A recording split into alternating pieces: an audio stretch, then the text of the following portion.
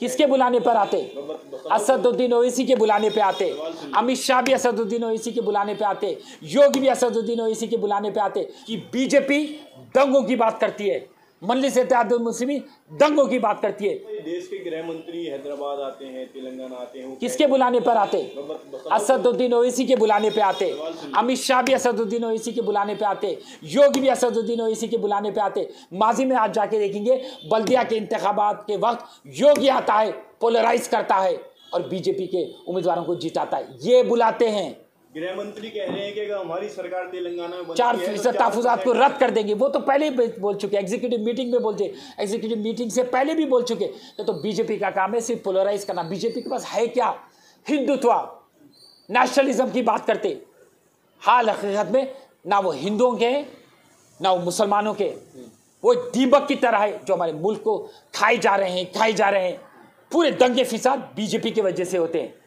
तो वो जहां भी आते हैं, जो भी रियासत में जाते हैं, वो मुसलमानों पे अजियत करते, माइनॉरिटी पे अजियत करते। क्यों?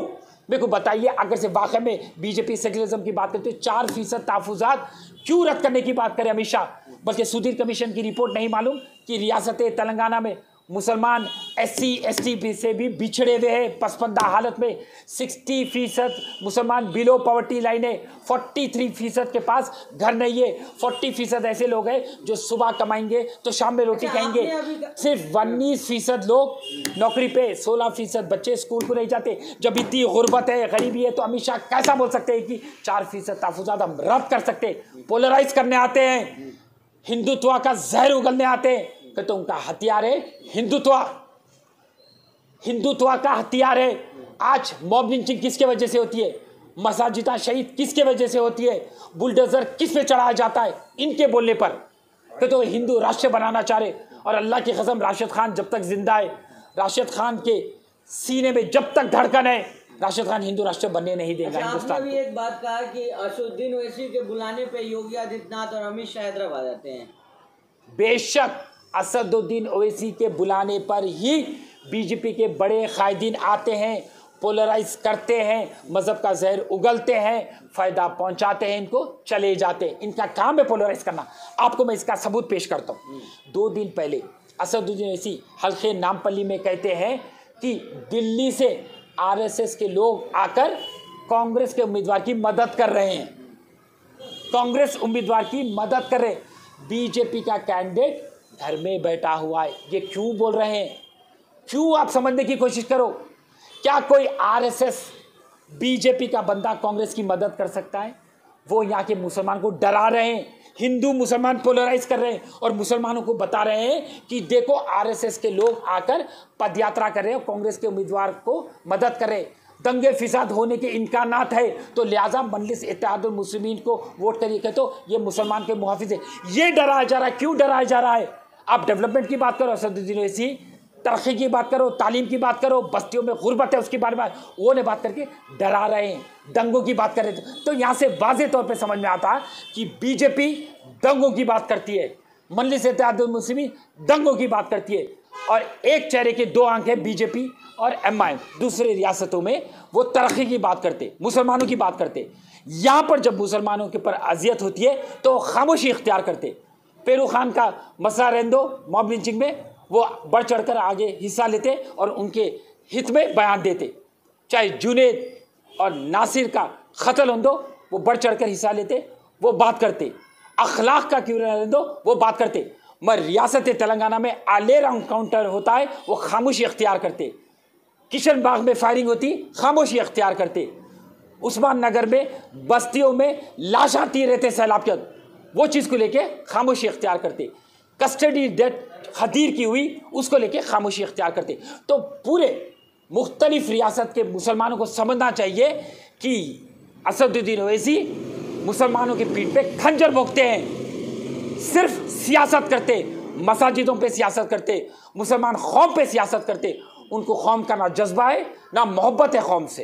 वो तो कहते हैं कि जो हम लोग जीतते हैं हैदराबाद में, मुसलमान हमारा साथ देते हैं, तो हम लड़के जो अपना काम करवाते हैं, हक से काम करवाते हैं। अगर से हक सुनिए, अगर से लड़कर काम करवाते हैं रियासत तेलंगाना में हुकूमत के से, तो 12% तहफुजात क्यों नहीं ला सके? वक्फ बोर्ड को जुडिशियल पावर क्यों नहीं ला सके? डबल बेडरूम फ्लैट क्यों नहीं ला सके? 55 माइनॉरिटी के कॉलेजेस थे रियासत तेलंगाना में। जब से केसीआर की हुकूमत आई 50 माइनॉरिटी कॉलेजेस बंद हो चुके। आप मेरे को बताइए, ये रियासत में 9 मसाजिदा शहीद हुए, 2 आशुर खाने शहीद हुए। क्या ये मुतालिबा करे? क्या ये मुसलमानों के पास रोजगार ला सके?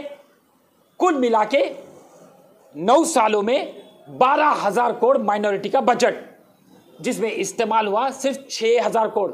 6,000 करोड़ में भी आधा पूरा करप्शन, कमीशन।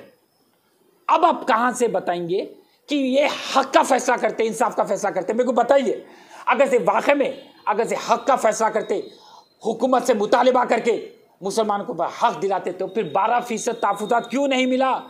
हमारी हुसैन शाह वली दरगाह जो 1 लाख करोड़ की मिल्कियत थी, वो तो केस हार गए।